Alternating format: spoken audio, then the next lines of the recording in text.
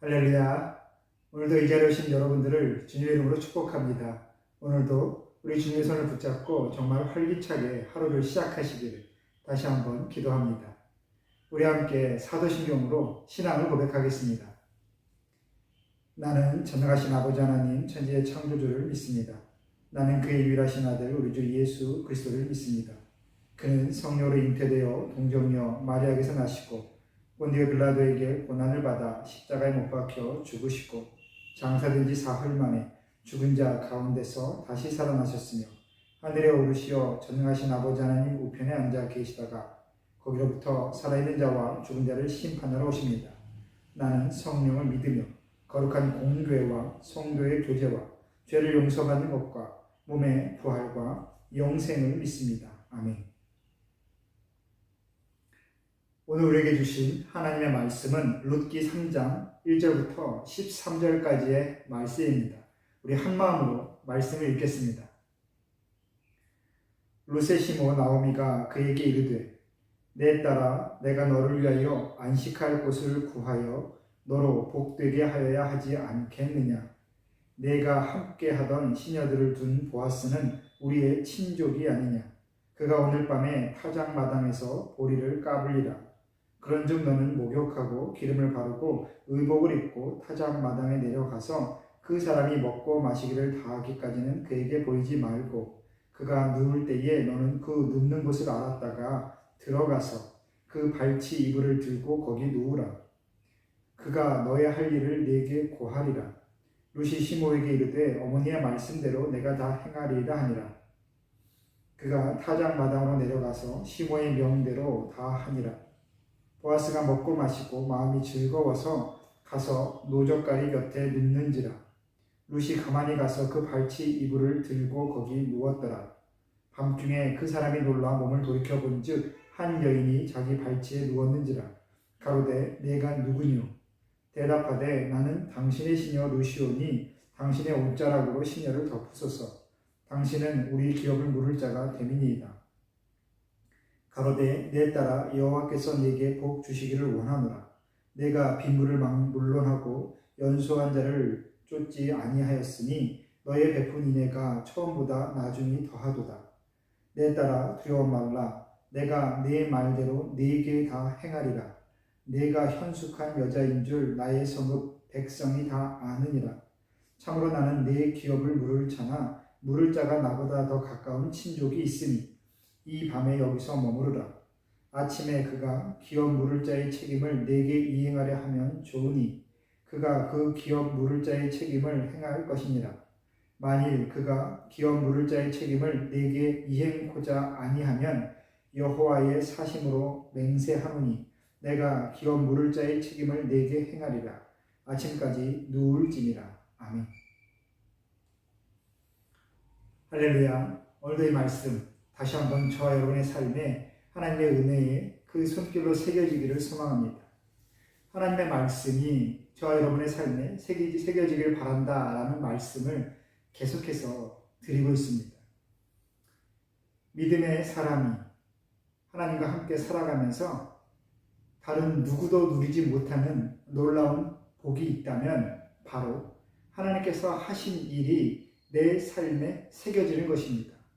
내 일상에, 내 삶의 흔적에, 나의 과거에, 현재에 하나님께서 함께 하신 그 기록이 새겨지는 것, 그것이 바로 믿음이 있는 사람이 누리는 복이지요.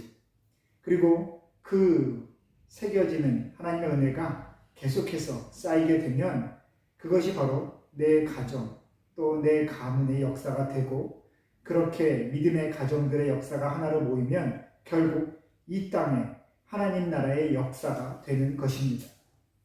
그 역사는 내 힘으로 나 혼자만의 그 몸부림으로 하는 것이 아니지요. 하나님께서 함께 하셔야 합니다. 그래서 오늘 이 바이블 브런치 함께 하시면서 하나님께서 내 삶에 그렇게 하나님의 일을 행하여 주시기를 다시 한번 소망하면 좋겠습니다. 오늘 룻은 하나님께서 자신의 삶에 어떠한 일을 행하실지 감히 헤아리지도 못하지만 온전한 마음으로 정직한 마음으로 그 길을 따라가려고 하고 있습니다. 룻은 자기의 시어머니 나오미가 자기에게 일러주는 대로 지금 순종하고 있지요. 이 나오미와 루세 이 모든 행위는 간사하다, 계산적이다라고 할 수 없습니다. 다만 상대방의 그 호의를 기다리며 자신이 할 수 있는 그 노력을 다 하고 있는 것이지요. 오늘 말씀 보시면 그 나오미는 보아스가 자신들의 그 가문과 매우 깊은 관계에 있는 사람임을 알고 있고 그가 자신들에게 호의를 베풀 만한 그 위치에 있다라는 것을 정확히 알고 있습니다. 그래서 그 보아스와의 관계를 더 깊게 하기 위하여 자신이 며느리인 룻에게 한 가지 일을 시키게 되지요. 오늘 말씀 읽어보시면 이것을 인간적인 눈으로 계산적으로 보면 상당히 이래도 되는가? 뭔가 부정한 일이 아닌가? 라고 생각할 수도 있습니다. 아무리 홀로 되었다지만 그래도 엄연히 며느리이고 시어머니가 있는데 유부남의 그 잠자리에 들어간다라는 것, 그리고 그 사람에게 인간적인 후의를 얻고 그 사람의 품에 안긴다라는 것. 말씀에도 언급되지만 룻은 이 당시 모든 사람에게 현숙하다, 정숙하다라는 인정을 받고 있었는데 이 한순간의 행위가 잘못 오해되면 룻과 나오미는 사람들에게 가늠한 여인으로서 돌에 맞아 죽을지도 모르는 아주 위험한 일을 지금 시작하려고 하는 것입니다. 하지만 나오미에게는 분명히 확신이 있었지요. 자신의 삶에 한 가지 길이 열렸다라는 확신이 있고 그 일을 자신의 것으로 만들기 위하여 할 수 있는 일을 다 하는 것입니다. 그리고 그 과정에서 억지스럽지 않게 그 보아스의 선택과 그 보아스의 그 주관적인 판단이 작용하도록, 다만 그 상황만 연출하도록 그렇게 이끌어내고 있지요. 특별히 오늘 룻이 보아스에게 은혜를 받는 그 모습을 한 문장으로 본다면 보아스의 옷자락이 덮이는 것으로 상징되어집니다.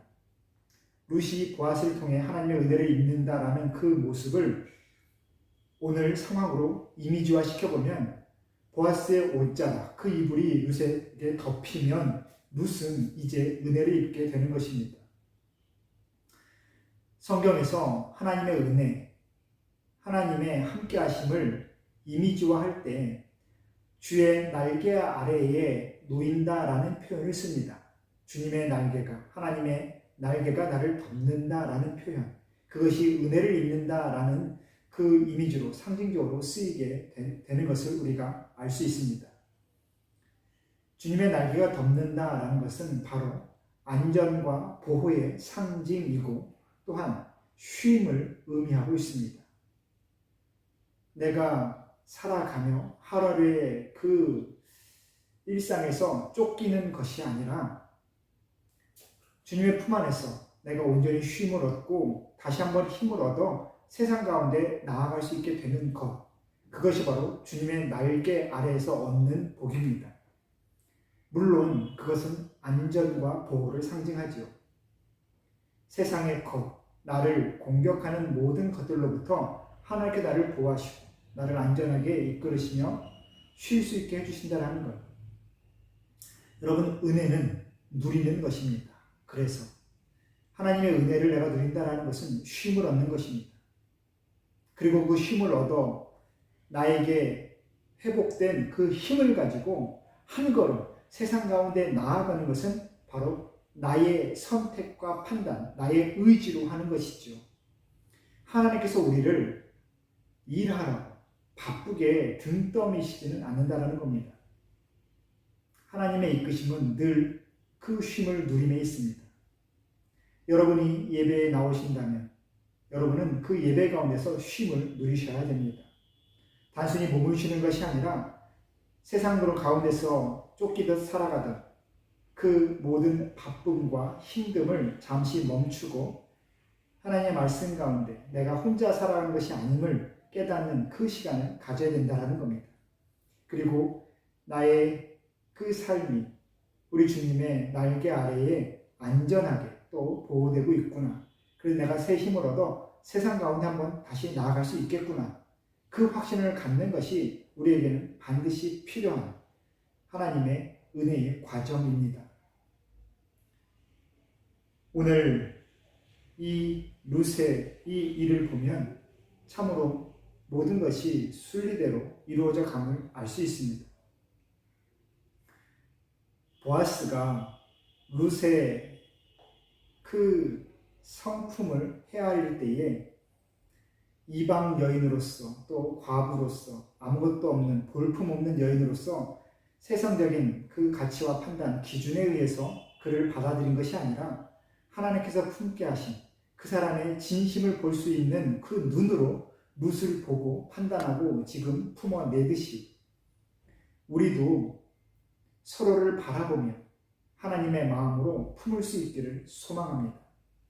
그 사람의 진심을 보아주고 그 사람의 약함을 덮어주고 또한 그 사람의 잘됨을 축복하면서 우리는 함께 살아가야 되겠습니다. 여러분, 평안에 매는 줄로 하나가 되게 하신 그 하나님의 은혜를 우리가 힘써 지켜야 되는데 어떻게 힘써 지킬 수 있겠습니까? 그 에베소서 4장의 말씀을 이루려면 다른 것이 아니라 내가 하나님의 은혜 가운데 있어야 됩니다. 바쁨 가운데, 분주함 가운데, 헷갈리는 세상의 여러 그런 생각들 가운데 나의 시선을 잃어버린 것이 아니라 나의 시선이 하나님께 고정되어 있고 늘 하나님을 쳐다보려고 하나님을 보려고 노력하고 있을 때에 우리는 하나님 앞에 믿음으로 서 있을 수 있고 다른 사람의 진심을 주님의 마음으로 보아줄 수 있습니다. 그럴 때에 저와 여러분 그야말로 하늘의 평안을 누리게 될 것입니다.